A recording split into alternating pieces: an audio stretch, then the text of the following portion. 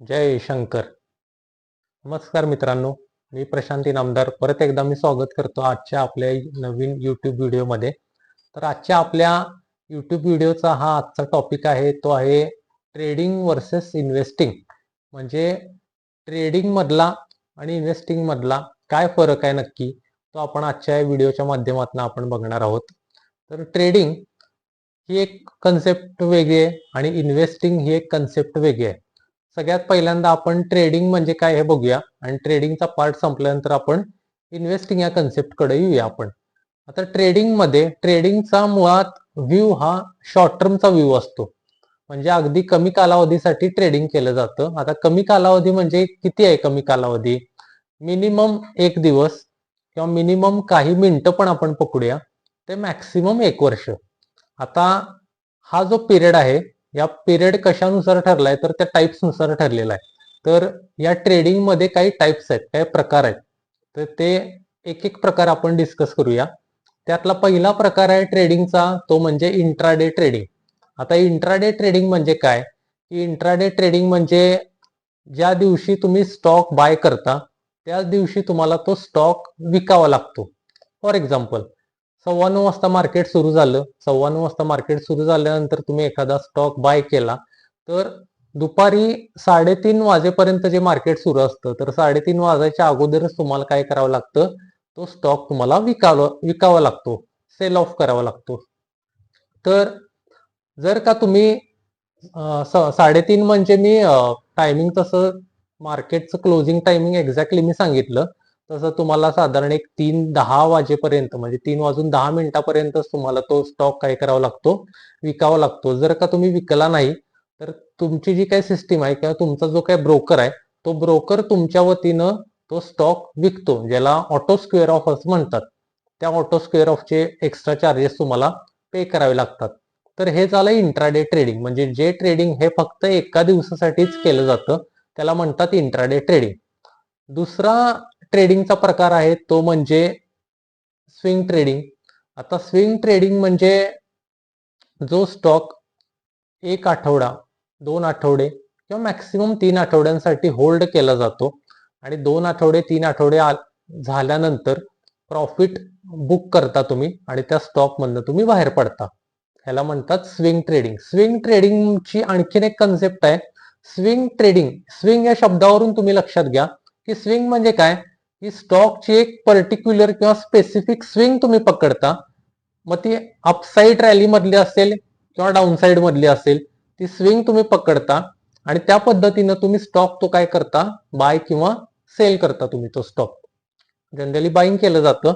म्हणजे 100 रुपयाला जर का तो स्टॉक आहे आणि त्याची स्विंग तुम्हाला माहिती आहे की पुढच्या 1 आठवड्यात 2 आठवड्यामध्ये हा 100 वरून 110 120 वर जर का जाणार आहे, असं जर का तुमच्या अनालिसिस वरून तुम्हाला वाटत असेल, तर तुम्ही ती स्विंग कॅच करता आणि जे काही 10-20 पॉइंट्स आहेत, ते पॉइंट्स तुम्ही कॅच करता त्या स्विंग ट्रेडिंग मध्ये.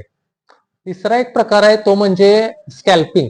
आता स्कॅल्पिंग हे जनरली ऑप्शन ट्रेडर्स कडून केलं जातं. स्कॅल्पिंग म्हणजे काय प्रकार आहे? मार्केट सुरू झाल्यानंतर 9:15 वाजता जेव्हा मार्केट सुरू होतं, त्यावेळेला 9:15 ते 9:30 यामध्ये प्रचंड वोलॅटाईल मार्केट असतं. वर खाली वर खाली भरपूर होत असतं. म्हणजे मोमेंटम जास्त असते या पहिल्या 15 मिनिटांमध्ये. तर याचं एक्झाम्पल मी सांगतो तुम्हाला, म्हणजे तुम्हाला स्कॅल्पिंग म्हणजे काय किंवा स्कॅल्प ट्रेडिंग म्हणजे काय लक्षात येईल. समजा 9:15 वाजता मार्केट सुरू झालं, एखाद्या स्टॉकची किंमत फॉर एक्झाम्पल 100 रुपये आहे आणि तुम्ही टार्गेट वरती ठरवलंय किंवा माइंडमध्ये तुम्ही फक्त ठरवलंय की 105 पर्यंत गेल्यावर आपण प्रॉफिट बुक करायचंय आणि खाली स्टॉप लॉस तुम्ही ठेवलाय 95चा.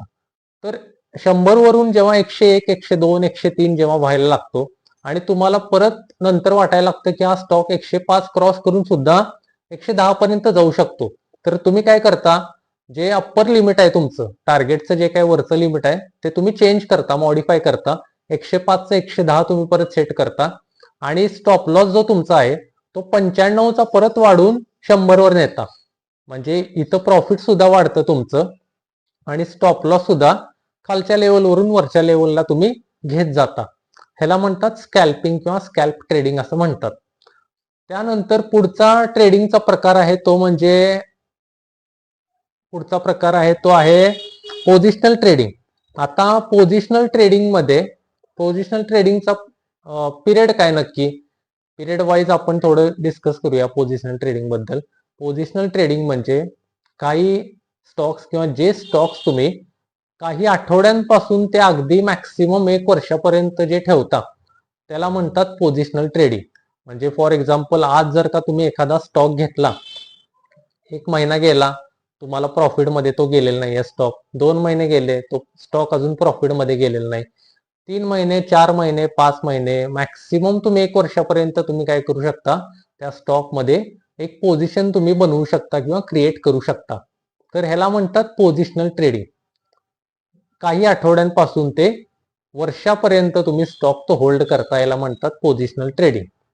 आता हे जे काही ट्रेडिंगचे मी प्रकार सांगितले, या ट्रेडिंगच्या प्रकारामध्ये काही रिटर्न सुद्धा एक्सपेक्टेड केले जातात, अपेक्षित धरले जातात. आता किती रिटर्न्स हे एक्सपेक्टेड केले जातात ट्रेडरकडनं, तर जे स्कॅल्प ट्रेडिंग करतात त्या स्कॅल्पिंगमध्ये जनरली 2 ते 3% रिटर्न्स हे एक्सपेक्टेड असतात लोकांना. त्यानंतर जे स्विंग ट्रेडिंग करतात त्या स्विंग ट्रेडिंगमध्ये लोकांना अशी अपेक्षा असते की साधारण एक 7% ते 10% रिटर्न्स मिळावेत.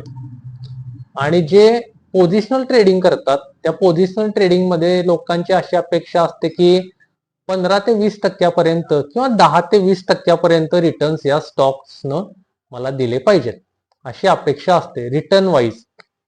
प्रत्येकाचे रिटर्न्सची व्याख्या किंवा प्रत्येकाचं रिटर्न्सचं पर्सेंटेज हे वेगवेगळं असतं.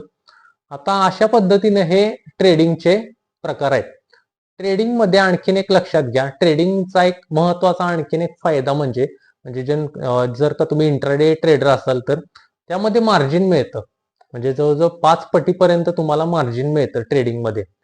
म्हणजे एखादा स्टॉक जर का 500 रुपयाला असेल तर तुम्ही फक्त 100 रुपयेच तुमच्याकडचे गुंतवता, वरचे पैसे सगळे तुमचा ब्रोकर तुमच्या वतीनं त्याच्यामध्ये इन्व्हेस्ट करत असतो किंवा त्या तुम्हाला ट्रेडिंगसाठी देत असतो तो पैसे ब्रोकर. ह्याला म्हणतात मार्जिन. म्हणजे मार्जिन बेस्ड किंवा लिव्हरेज बेस्ड सुद्धा तुम्ही काय करू शकता, ट्रेडिंग करू शकता. मार्जिन मिळतं तुम्हाला चांगल्या प्रकारचं.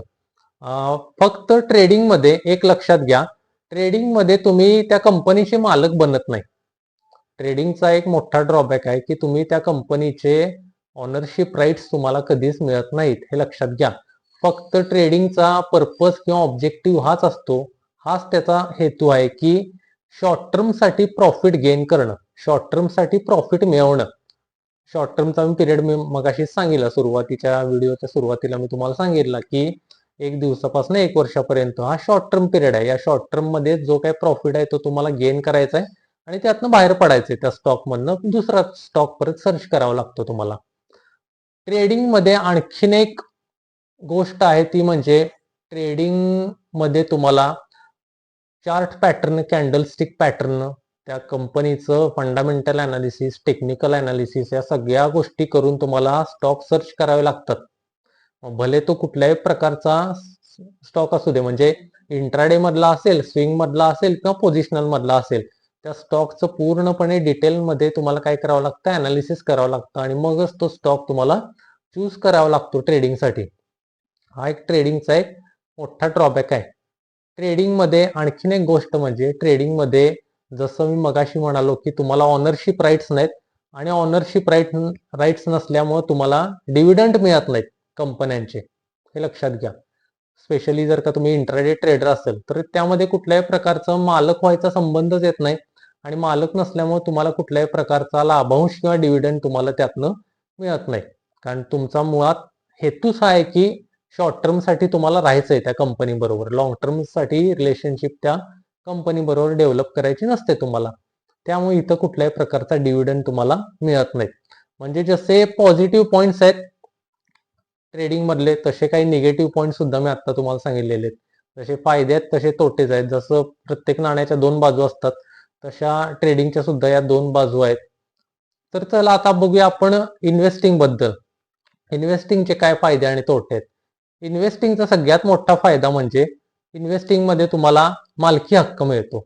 म्हणजे तुम्ही त्या कंपनीचे मालक होता, भले 1-2% असेल किंवा अगदी पॉइंट मध्ये असेल, पर्सेंटेजमध्ये असेल, पॉईंट पर्सेंटेजमध्ये काहीतरी असेल, पण तुम्ही त्या कंपनीचे मालक होता हे लक्षात घ्या. आणि मालक झाल्यामुळे तुम्हाला काय मिळतो, सगळ्यात महत्वाचं म्हणजे तुम्हाला डिव्हिडंड मिळतो इन्व्हेस्टिंगमध्ये. तुम्हाला वोटिंग राईट्स मिळतात, वोट करण्याचा हक्क मिळतो तुम्हाला. हा सगळ्यात मोठा फायदा इन्व्हेस्टिंगचा. आता इन्व्हेस्टिंग करत असताना सुद्धा काय करावं लागतं, म्हणजे कशा पद्धतीने इन्व्हेस्टिंगसाठीचे स्टॉक्स निवडायचे ह्याचं सुद्धा अनालिसिस तुम्हाला परफेक्टली करावं लागतं. कारण इन्व्हेस्टिंगचा मुळात व्ह्यू हा लॉंग टर्मचा व्ह्यू असतो. इन्व्हेस्टिंग ह्याला म्हणत नाही की किंवा इन्व्हेस्टमेंट ह्याला म्हणत नाही की 6 महिन्यासाठी किंवा वर्षभरासाठी, याला इन्व्हेस्टमेंट म्हणत नाहीत. जर का तुमचा व्ह्यू हा 5 वर्ष, 10 वर्ष, 15 वर्ष, 20 वर्ष जर का तुम्ही स्टॉक्स मध्ये राहणार असाल तर त्या गोष्टीला इन्व्हेस्टमेंट असं म्हणतात. आणि तीच इन्व्हेस्टमेंट ही बेसिकली कन्सेप्ट आहे. तुम्ही स्टॉक्स घेतला, एखादे एक 4-5 स्टॉक्स जर का तुम्ही घेतले आणि त्यामध्ये तुम्ही 10 वर्ष, 15 वर्ष इन्व्हेस्टमेंट म्हणजे प्रत्येक महिन्याला काहीतरी ठराविक रक्कम तुम्ही त्याच्यामध्ये गुंतवत जाताय. असं 10, 15, 20 वर्षासाठी जर का तुम्ही गुंतवत जाताय आणि गुंतवल्यानंतर जेव्हा तुमचा तो पिरियड संपतो किंवा माइंडमध्ये जो काही तुम्ही ठरवलेला असतो 15 वर्षानंतर मला यातनं बाहेर पडायचंय, तर 15 वर्षानंतर ते स्टॉक्स हे तुम्हाला प्रचंड प्रमाणामध्ये वेल्थ क्रिएट करून देतात. इन्व्हेस्टिंगचा हाच ऑब्जेक्टिव्ह आहे की ग्रोथ करणं किंवा वेल्थ क्रिएट करणं, हा इन्व्हेस्टिंगचा महत्वाचा हेतू आहे.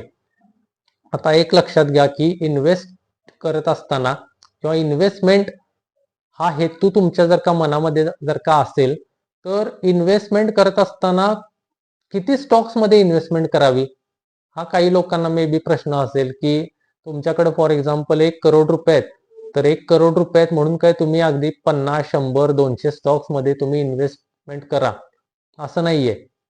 एक लक्षात घ्या की जी बर्कशायर हॅथवे नावाची कंपनी आहे आणि त्या कंपनीचे जे काय मालक आहेत, ते मालक म्हणजे कोण, वॉरन बफेट. आता या वॉरन बफेट जे आहेत त्यांच्या सुद्धा म्हणजे जगातल्या अगदी महान इन्व्हेस्टर वॉरन बफेट, या वॉरन बफेट यांच्या पोर्टफोलिओ सुद्धा मॅक्सिमम 10 स्टॉक्स फक्त असायचे. 10 स्टॉक्स मध्येच फक्त त्यांची इन्व्हेस्टमेंट असायची. आणि टप्प्याटप्प्यानं ते इन्व्हेस्टमेंट काय करायचे, काढून घ्यायचे, विड्रॉ करून घ्यायचे. चांगली वेल्थ एखाद्या स्टॉकनं क्रिएट करून दिल्यानंतर त्या स्टॉक मधून ते बाहेर पडायचे. पण व्ह्यू त्यांचा लॉंग टर्मचा असायचा. काही स्टॉक मधनं ते 5-7 वर्षानं, 8 वर्षानं, 10 वर्षानं ते त्या स्टॉक्स मध्ये काय करायचे, बाहेर पडायचे, परत दुसरा स्टॉक त्या जागी निवडायचे आणि त्यामध्ये परत इन्व्हेस्टमेंट ते स्वतःची ऍड करत होते.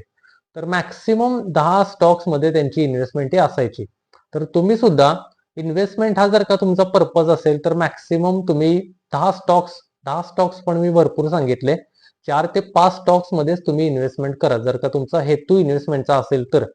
ट्रेडिंगचा जर का तुमचा हेतू असेल तर ट्रेडिंगमध्ये प्रॉफिट तुमचं बुक केल्यानंतर, जे काय तुमचा प्रॉफिटचं टार्गेट आहे ते बुक केल्यानंतर तुम्ही काय करू शकता, त्या स्टॉक मधनं बाहेर पडला, दुसरा स्टॉक सर्च करायला लागला.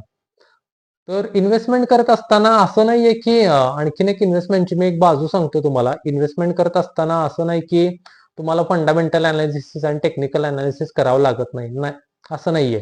इन्व्हेस्टमेंटसाठी स्टॉक्स निवडत असताना सुद्धा तुम्हाला त्या स्टॉकचं फंडामेंटल अनालिसिस, बिझनेस अनालिसिस हे करावं लागतं. म्हणजे त्या स्टॉकची बॅलन्स शीट, या कंपनीची बॅलन्स शीट तुम्हाला बघावी लागते. त्याचं ग्रोथ पोटेन्शियल हे तुम्हाला किंवा त्या ग्रोथ बद्दलचं अनालिसिस तुम्हाला करावं लागतं. ही कंपनी खरंच वाढणार आहे का. आता फॉर एक्झाम्पल रिलायन्स सारखी कंपनी किंवा टाटा सारखी एखादी कंपनी जर का असेल तर पुढच्या 50 वर्ष, 100 वर्ष, 200 वर्ष किंवा ह्याच्यापेक्षा जास्त वर्ष सुद्धा या कंपन्या चालू शकतात. मी कुठल्याही प्रकारचं बाईंग किंवा सेलिंगचं रिकमेंडेशन करत नाहीये, पण अशा ज्या कंपन्या आहेत त्या कंपन्या तुम्ही बघा, कुठल्या नक्की कंपन्या आहेत ज्या आपल्याला लॉंग टर्म मध्ये चांगली वेल्थ क्रिएट करून देऊ शकतात, अशा कंपन्या बघा आणि त्या कंपन्यांमध्ये तुम्ही काय करू शकता, तुमची इन्व्हेस्टमेंट जर्नी तुम्ही सुरू करू शकता. आता दोन्ही बाजू मी तुम्हाला सांगितलेलं आहे, दोन्ही कन्सेप्ट मी तुम्हाला सांगितलेलं आहे की ट्रेडिंग म्हणजे काय असतं, ट्रेडिंगच्या 2 बाजू काय आहेत, म्हणजे प्लस बाजू काय आहे त्याची, मायनस बाजू काय आहे. इन्व्हेस्टमेंट बद्दलचे पण प्रोज अँड कॉन्स मी तुम्हाला सांगितलेले आहेत, प्लस मायनस काय आहेत इन्व्हेस्टमेंट बद्दलचे हे सुद्धा मी तुम्हाला सांगितलेले आहेत. तर ही आहे बेसिक कन्सेप्ट किंवा हा बेसिक फरक आहे ट्रेडिंग मधला आणि इन्व्हेस्टिंग मधला. आता तुम्हाला ट्रेडर व्हायचंय का इन्व्हेस्टर व्हायचंय हे तुमचं तुम्ही ठरवा, पण दोन्हीकडे प्लस मायनस आहेत हे तुम्ही समजून घ्या. पण जर का तुम्ही व्यवस्थित अनालिसिस जर का केलं की यातला बेस्ट कोण, ट्रेडर हा बेस्ट का इन्व्हेस्टर हा बेस्ट, तर थोडंसं रिसर्च केल्यानंतर असं लक्षात येते की ट्रेडर पेक्षा इन्व्हेस्टरचा पगडा हा भारी आहे. लक्षात घ्या, कायम ट्रेडर पेक्षा इन्व्हेस्टरचाच पगडा हा भारी राहिलेला आहे. ट्रेडर पेक्षा जास्तीत जास्त वेल्थ क्रिएट करून दिलेली आहे इन्व्हेस्टिंग या कन्सेप्टनं. त्यामुळे आता फक्त तुमचं तुम्हाला ठरवायचंय की तुम्हाला एक चांगला ट्रेडर व्हायचंय का इन्व्हेस्टर व्हायचंय, ट्रेडिंग करायचंय का इन्व्हेस्टिंग जर्नी आपल्याला सुरू करायची आहे हे तुमचं तुम्ही ठरवू शकता आणि त्या पद्धतीनं तुम्ही निर्णय घेऊ शकता.